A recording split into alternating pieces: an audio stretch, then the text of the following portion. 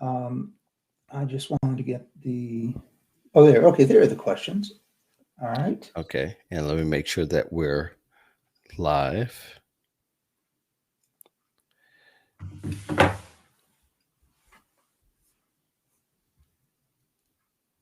Okay, yeah, we're live.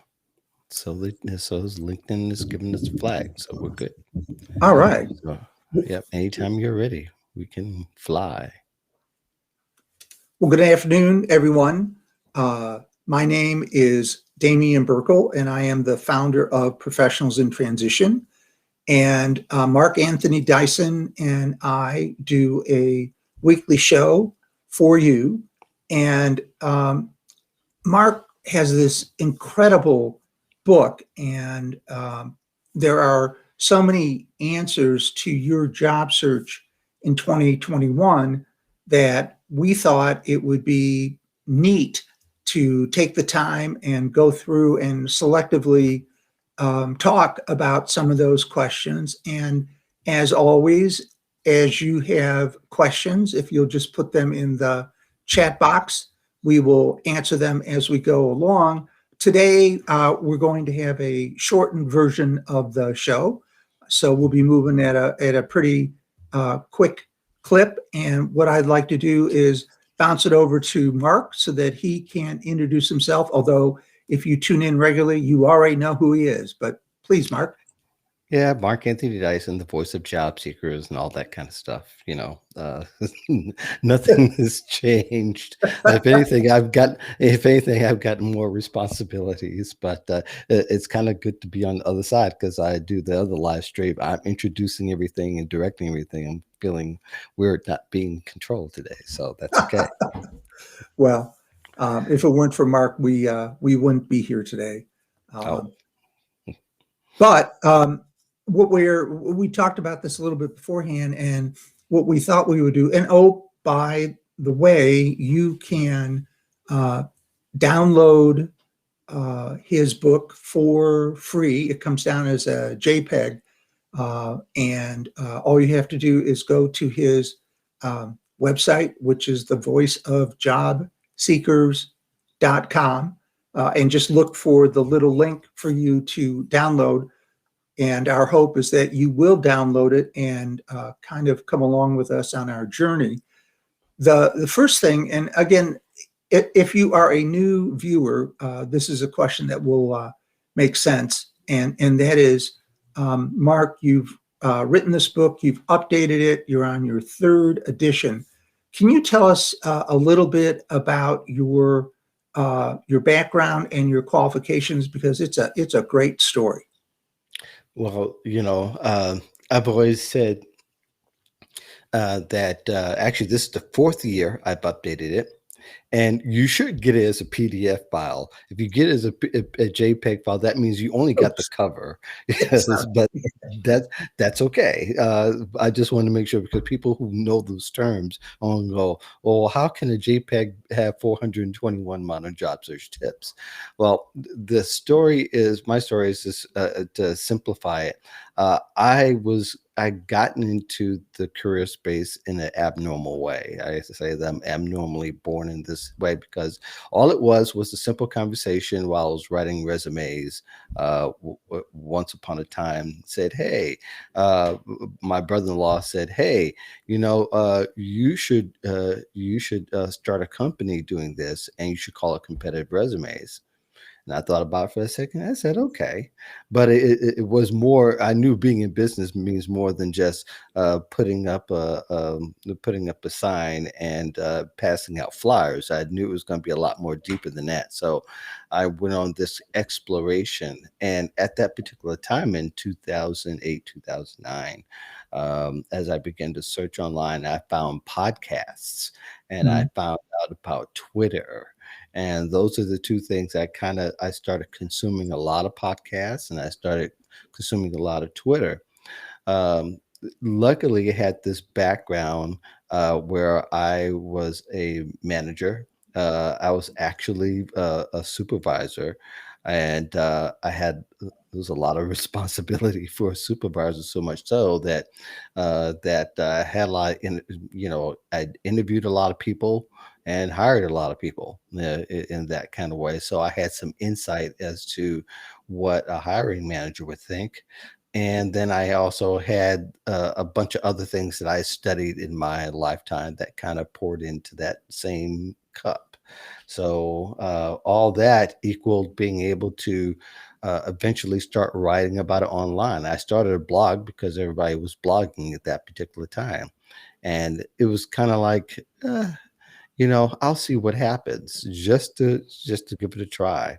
And my first blog, I wrote it on some kind of platform. And as much as a stickler I am for grammar and spelling errors, I put it out there in the world, not realizing that this platform didn't take the changes that I made to everything that I did. So I had all these spelling errors and all these grammar errors and everything. And somebody said, "Hey, what you said was interesting, but you have all these spelling and grammar errors on your thing." I was so embarrassed. I wanted to hide in a cocoon. That probably made me worse than what my kids would make me feel if I did something wrong to them. Nevertheless, I went ahead and I start to keep at it and be consistent until one day somebody had said, "Hey, thank you so much for being the voice of job seekers." I said, "Oh, hmm." So for some reason that resonated really loud in my ears. So I started this other blog outside of the resume blog that I already had. And that actually got me plenty of work, surprisingly. Hmm. And I started this other voice. And that was the one that kind of resonated with me louder than stuff I was writing about job search and careers and resumes on this particular blog. And so eventually I phased one thing out and bought the voice of job seekers in. And I've been doing that since 2011. We're Wow. going 10th year. More than 700 articles are on that particular blog. And that includes podcasts, that includes video stuff, and of course many articles. So that's who I am, and it's become this thing where I just go and dig and kind of find out what job search should be like or what it looks like, and try to make it plainer for everybody that's kind of wallowing in it, since they have to find jobs that way. And it sounds like, I mean, wow, 700. I mean, to me, that's amazing. Um, and then it sounds like you took it another step higher by writing your book. Um, the book started because there was a group that I belonged to that had 100 job search tips. And really, a lot of us used that same book and that same model. We were given permission to use and I thought, I should update it. So I kind of updated everything on that 100, and I came up with 100 and something another at that particular point. Then when I updated it back in 2019, it became 219 per possession per a suggestion from somebody in the job lab, which you've been a part of. And job lab, Mhm. for everybody else, is something I do on behalf of with my church, the First Christian Church of Chicago. um, um, I do the job lab and do it on behalf. It was part of trying to get the community to be involved and help them to find jobs, and eventually it turned to the job lab, which I did pivoted to in 2020 or 2020, and now it's 400, uh, 400 modern job search tips. So I added 100, and it's real kind of easy for me because I did them as articles. And I wrote plenty of articles between my blog and my clients' blogs and some of the other blogs that I contributed to. I had plenty to go around, so it's just easy to update and use that material in one form or another, and provide people a way to get help. And it's worked out really well in that kind of way. Thousands have downloaded through the years. I think it's around 11 or 12,000 in the past 4 years that have downloaded. So I don't have very sexy numbers, but it did what it's supposed to, is that give people help. And of course, it also helped me create an email list. And there's some people who get the book, and then they take themselves off the mailing list, which is cool, which is fine. All I want to do is just offer help in that kind of way. Wow. Um, and you said 11,000 people have downloaded it. What Yeah, have, more than that. wow. What have some of the reactions been to your book? Um, a lot of them have come from career professionals who actually use it, and some career professionals are working as career coaches in their universities or their community college.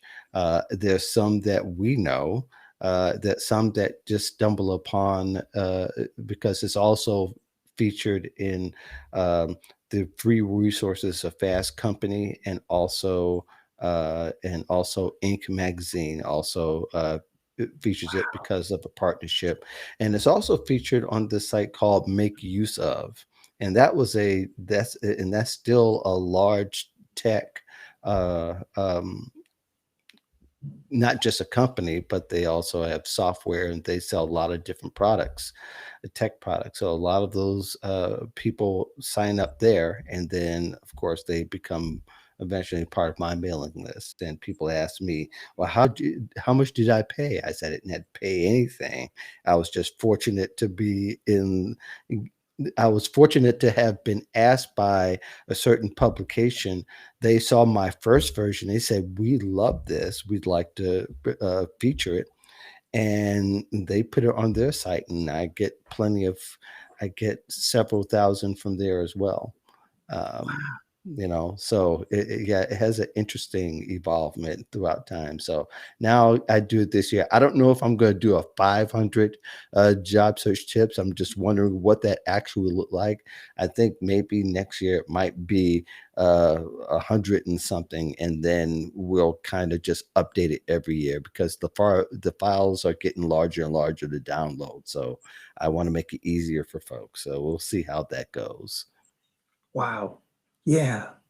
Um, when you look at last year's version versus your newest version, can Mhm. you tell me a little bit about what has changed? Last year's was the 2020. It was based off of 2019, um, job search, and we didn't have the pandemic. So even though I do talk about remote work a lot, I talk about using your mobile phone as your mobile office, and where you can job search anytime, as well as remote work and a lot of the other things. There's a lot of the same subjects, but they just have a different twist. And I think last year I began the mantra and saw that even before the pandemic, that job search is more of a lifestyle from now on, from this point on. It is something that you continue and I don't think it doesn't change what everybody else says about it. It just puts it in a language I think it just says, "Hey, this is obvious to me that you can't afford to put aside your job search and just make that a part of something where you just need a job." Because for most people, it takes 3, 4, 5 months for them to get started, really gaining some traction, because they're trying to get the resume together, they're trying to get their head together, they're trying Mhm. to get their life together. Life things in life happen. They're trying to understand what employers are really asking for. All those things are pretty, they matter.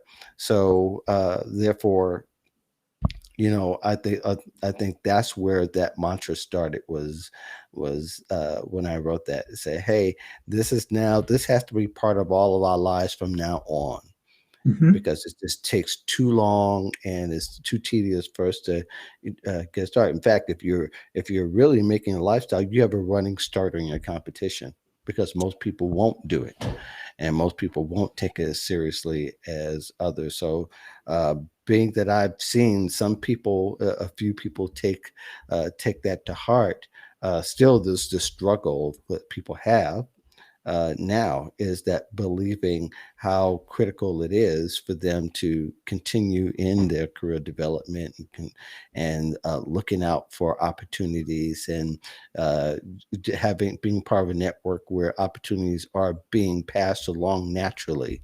Hmm. Uh, because if you just keep going back to friends and family every time, it's going to take a while, because you think some people, in fact, some people don't even go to their friends and family. They want to do it incognito because they don't want Right. anybody to find out, which is fine. The stealth job search, it still matters, and it's still probably that's the way you'll need to job search. But if you kind of all of a sudden break out in a cape and say, I'm ready to start a job search, then everybody knows, and so will your boss know. So you might as well make that a part of your DNA and part of your activity on a daily basis. That those are the things that you're gonna uh, be have your awareness heightened, as far as being able to make yourself attractive to employers, but you don't have to make it as obvious, or an announcement, or a premiere. That's that's a great way to look at the job search process. Now, if I were a new reader, a potential reader, Hmm. and I were going to download the book, this is a two-part question. The first Hmm. part is, if you could just kind of give us a quick overview of the chapters, and then kind of a general comment about, if I'm thinking about downloading this book, what is it that I'm really going to learn and walk away with? That's a good part, because it's a mixture of lists and stories. And also, I point to other resources that are not involved. There's actually a couple of parts in there that were written by other people, that were a part of my blog, or that they interviewed uh, uh, with me for another blog. I included that because there's some key pieces in there that is very important. But they get a lot of stories. They get a lot of stories on how people, uh, the way that I view job search is not just trying to tell people what to do. Sometimes they need examples, and they need it to be made real for them. There's analogies in there that are sometimes wild, and a few of them may be a little fictitious. But being an avid music lover, I also include some musical anecdotes in it as well. So really, they're not just getting a listicles that you should do one of these 421 things. It's also the fact that this is what things look like, and this is how you can apply it. This is how you can apply it to your job search, and here are the options, and here are some other resources that go along with it. There's a ton of that. And those articles that I've written that particular year, for the most part. And what evolved from that sometimes are just some lists that people can go to. So if you need, there's a section on salary negotiation Hmm. that I wrote. In fact, a couple of different ways. I think Cynthia Pong, my friend, who's a career coach and a former attorney, had some antidote for women in particular, Ah, and so that, I think, was a great feature to add, and I think I would like to include that in next year's somehow, some way, no matter what form I would do, because I think it really reached out to some that way. Uh, so I think people are getting not just, do these things, but this is how you need to think about it. This is how you need to apply. Here's some examples, and here's some resources to go along with it. So that's probably the way. It's not broken up in sections in that particular way, because I mixed it on purpose, because it's mm, more interesting to have stories and lists kind of going together. And in your book, do you have a favorite story that you could share? I don't know if I have a favorite story. I think all of them I kind of cherish in one way or another. But I think there's one in there where the first one I think about is I think more sports fans might relate to is the one about Kyler Murray. Kyler Murray was a standout football player at Oklahoma. And he was actually right behind another quarterback that made the pros the prior year. But what's unique about Kyler, he was the athlete's athlete. He was a first round draft for a baseball team, Hmm. uh, as well as kind of the first round draft for football, and that was really rare. I mean, people think of Bo Jackson, Mhm. how he was effective in that kind of way. Well, Kyler had a choice, and he chose football. I think he chose football because there's more money uh, in the long term. Even though baseball does pay quite well, he said that football was his first love, and he's had experienced some success. It's not Patrick Mahomes' success, but definitely he stands out as somebody who can definitely play in the NFL. And I think the story I wrote behind that is that everybody should try to be like everybody, how to be the employer's first and only option. Uh, and made an analogy to that. And I don't remember the exact points, but I do, as I begin to talk a little bit more about it, I do think people need to try to stand out and give.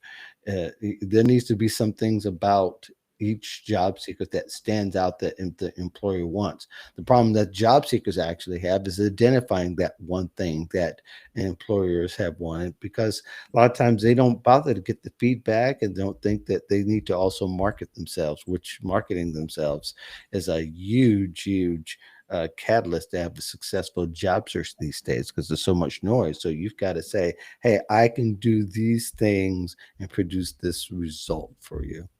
Um, and I think that kind of goes to the second thing that I think is really important is that, and I've said for many years now about, presenting yourself as a consultant, knowing Mhm. that you Mhm. knowing that you've got results in one place and that you've have a methodical way of going about it and being able to present that to your next employers down the line, tweak it along the way, evolve, show how you've evolved, show why that's significant, and show that how that's going to benefit the company. And data is a part of it. Larger in part is just understanding what the employee needs and how to give it to them directly. So those two things are probably the two big things that probably stand out, other than job search being a lifestyle. Great, great points. Um, Even though, I mean, I've gotten the vaccine and a lot of people, fortunately, are moving that way. In our Hmm. state, I think it's 1 out of 5. But Hmm. in your opinion, how has the job search changed since COVID-19? Hmm. One is, and I talk about this in several articles, and I've actually talked about in the last 5 years. Uh, Job search now has to be mobile, because at any given time we're going to need to pivot. And Mhm. we found ourselves pivoting all of last year, especially pivot from working in the office to working at home. And a lot of people had issues with that, and not realizing that a lot of the answers was in that mobile phone that they have, Mhm. and a lot of those tools could have made it possible to be easier. Instead, people were trying to find out all the desktop answers, of which they were, and a lot of it is very similar, but a lot of it could have been a lot easier if they understood what that will mean to them personally. Um, I think we found out that we also would need, it helps to have to be ready at all times, and it goes back to job search being a lifestyle.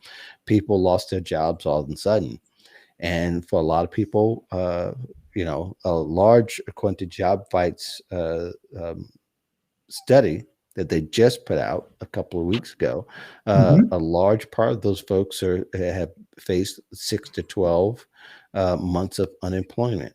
That's way too long for most people, Hmm. being that most people don't really have the and don't plan financially that way, other than Hmm. putting money in their 401k. So I think people, the biggest difference is that things could happen at any particular point. And, I read the tea leaves when I'm hearing now that those of us got the 2 shots may need boosters, and no telling Yeah. what will happen with the Johnson & Johnson shot, whether how effective that actually is, or should that be a continuous thing that they do. um, you know, we need to be ready to go at any particular point, especially where employers are.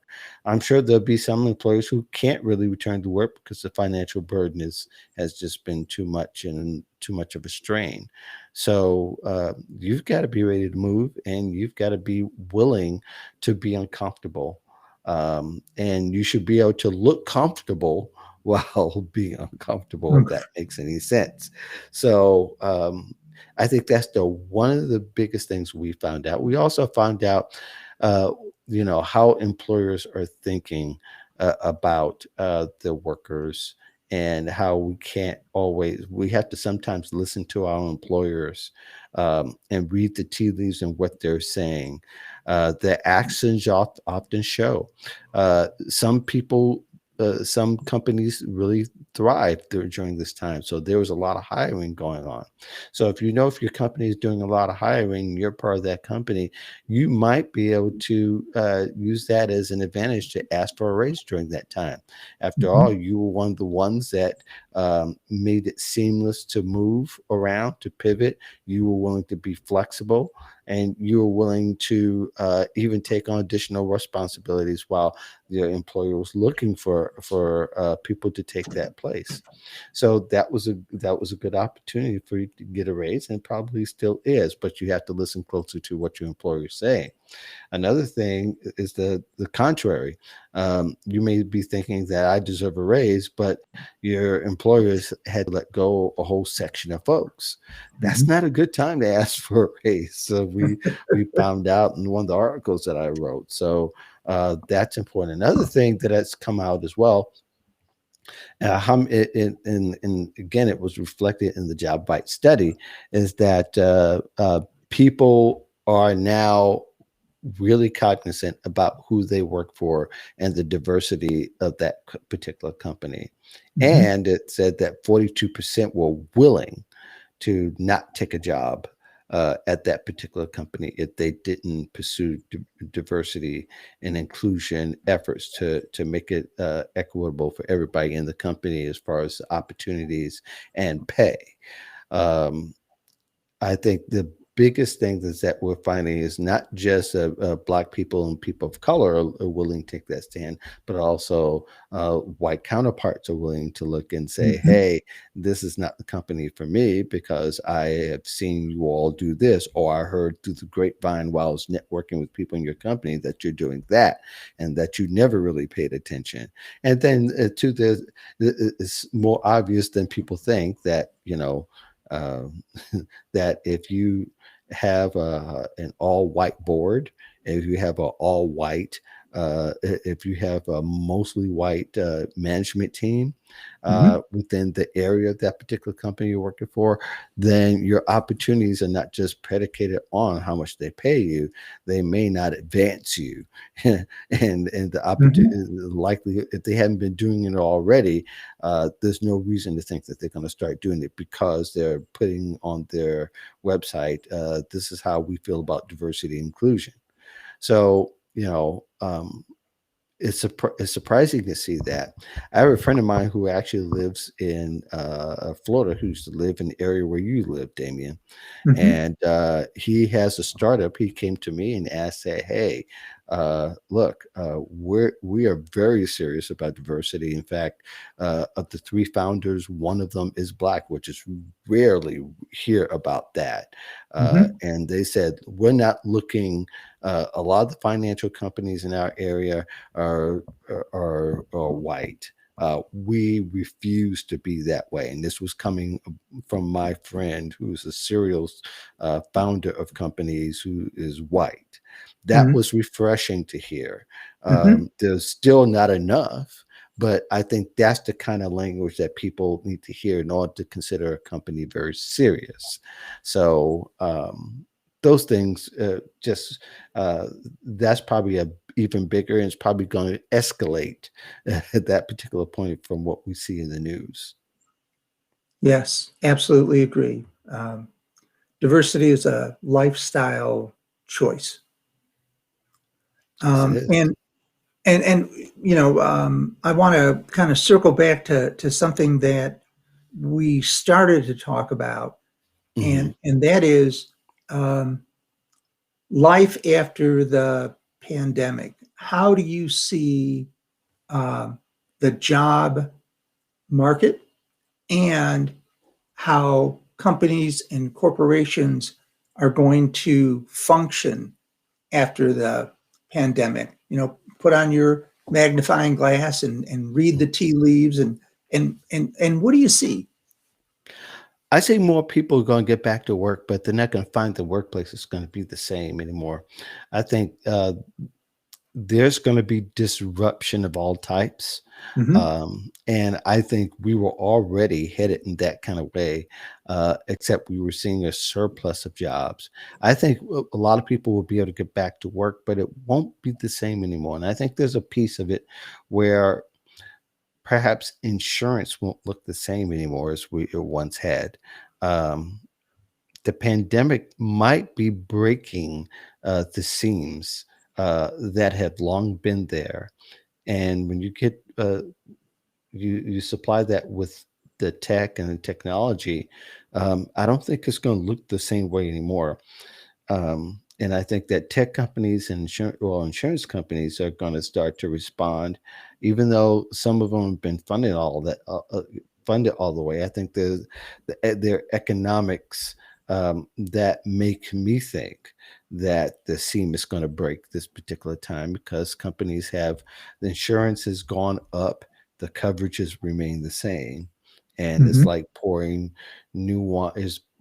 old wines in new wine skins, so to speak, and using that phrase, meaning that the old is pretty well, actually, it's like new wine into old skins. And what I'm saying is that the new wine is at first a little fermented, and that could possibly break through the holes of the old wine skins that are used to being poured into. So, new product into old system, usually it breaks at some particular point. So, to say that, and the reason why it's effective is that insurance is going to really affect the way that people are going to get paid. Um, there was a study that came out years ago, and I've talked about it before. People can go back into the archives to see that where you know people are going to be more like 1099 employees, Yep. and they're going to end up having to foot their own insurance bill. Many people. I'm not saying all, but somehow there's going to be a significant amount, and that's going to change the way the compensation game is played. Hmm. There are companies that going to be able to do it. There's going to be a lot of smaller companies that may not be able to or may need to do it differently. What that exactly looks like is hard to say, but I think that's going to affect jobs. It's going to affect the way we look at jobs. It's going to affect the way that we are looking at opportunities and how perhaps there might be in a time when we will work a job just to do one project and we may need to move on to another job because that project is over and our skills don't fit into that new model that we Hmm. helped create it. Hmm. So there's a lot of things. I can't say what the timeline looks like, but I believe in the next 5 years is really pivotal, finding out how we're going to need to rethink the way we transact our career business, so to speak, Hmm. because one job may not be enough. Yes, yes, I agree. And I'm glad I'm not in the commercial real estate business. Good grief. Yeah, right. Um, as a perpetual job seeker, Hmm. uh, job searching is a lifestyle. Do you have, and I'm cognizant of your time, do you have, say, one or two, maybe even three tips for everyone who's watching in terms of things that you believe everyone should just uh, adopt and do every day or every other day to keep them, tuned up and ready to go? Yeah, I think that people need to start coming out of their shell and stop being shy. Hmm. Uh, uh, you know, part of success in the future is going to be about marketing as well. You got to push yourself. You got to be willing to market yourself, and that doesn't mean that you have signs all over your avatar and saying that I am now. I'll always be looking for a job. That's not what I'm suggesting. Although a lot of your activities should add up to adding value for the next employer. Hmm. So, and even business partners. And I think that that's where um, you need to treat that extra time as kind of a side gig. So you have your 9 to 5 job Hmm. where you know you should be adding depth. You can leverage what you're learning and how you're learning and what that would mean to other folks, including future employers, that this is how I can add value. You can comment in a way that doesn't look like you're obviously looking or staying on the market. And those things are just really, really important. I do want to answer Annette Richmond's question. Remember, hey Annette, so does that mean, as well as all being in sales, we're all in marketing? You're all in marketing whether you like it or not. I think it depends on, I mean, if you're being salesy in marketing, that's going to distinguish you, sometimes good or bad, and depending how you market. If you're adding value for the sake of adding value, uh, um, it's better than saying that I'm going to sell to this person, then everybody runs. So I think we're all in sales, yes, but we're all in marketing. We're all in sales by marketing out what our value is. So, your LinkedIn profiles, your social profiles should read to more unique value statements. And Annette agrees, and saying, agree 100% to hear you say it. Yeah, okay, this is cute, Annette. Uh, but yeah, I think that's where we all are. It's not where it's headed. We're here. People refuse to do it because it's work. It's hard work, and Hmm. it's going to mean that you're going to need to be more intentional. So if you're just trying to sell yourselves on your social profile, when people read it, people are going to be turned up. But if they find that, hey, this is how you add value, then people are ready to people be more interested in reading more about you. And the more people you give people that, uh, you know, give people what they want as far as what they look like, whether they're intentional about hiring or referring you or not, that's what people get. That's why people click your avatar to go to the next page. What happens, Mark, if you were like me at one point in my career where I was literally cowering in my cubicle and did not really understand the concept of networking and You've just talked about, how important it is to market ourselves. But if I'm kind of like just sitting there, kind of shaking my head, hearing what you're saying, but not really getting it, because I've never had to do this in my career. Can you give us a few more tips for people that may have been like me and cowering in a cubicle and are trying to figure out, what to do first to market ourselves? Mhm. Sure. Um, it's sort of like me ordering a Whopper. I always ask for the Whopper to be cut in half, and I'll eat that in that served to me in half, and then I'll take small bites. And I think that's what networking for somebody who's introvert or somebody who's skeptical, even you take Mhm. small, simple steps that you could do. The first step is probably make sure that whatever you have on whatever social network you have, that's completely filled out to where you're again, people are going to get okay, not particularly that you put a whole bunch of job titles on it. That tells what you do. But that doesn't mean that I know that's not going to make me click because, I say, well, I'm going to see, uh, you know, um, there's a lot of different titles. I have a friend of mine that I used to be roommates with. He's married, we've both been married for years now. His wife has this long title, but she works for NASA, but she has a very simple, I forgot exactly what it said, but I make navigation, I make space navigation, in a cup of something. It was really cute, but all of that say that sometimes it does take some ingenuity to kind of make plain of what people will get out of when they meet you, Mhm. or the way that you may help them. It depends how you do it. And there's a lot of ways you could do it without necessarily say, hey, I'm a big dog in this space. Though there might be a few people might add on.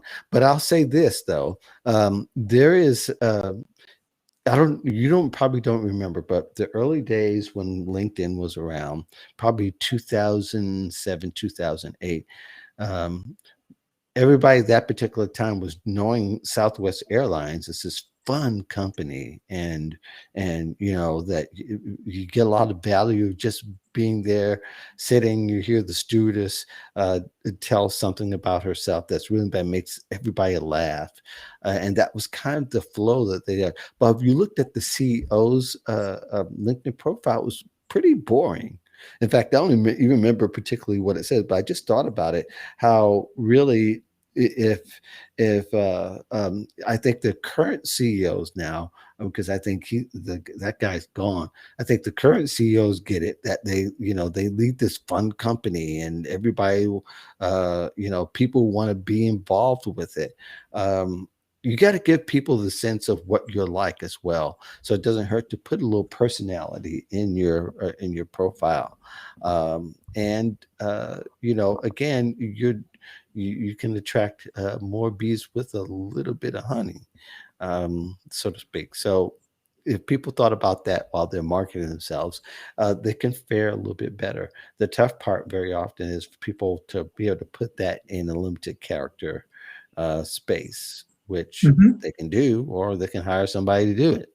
I don't do those kind of things anymore, but definitely it can be done. Mhm. And again, I know our show is shorter today.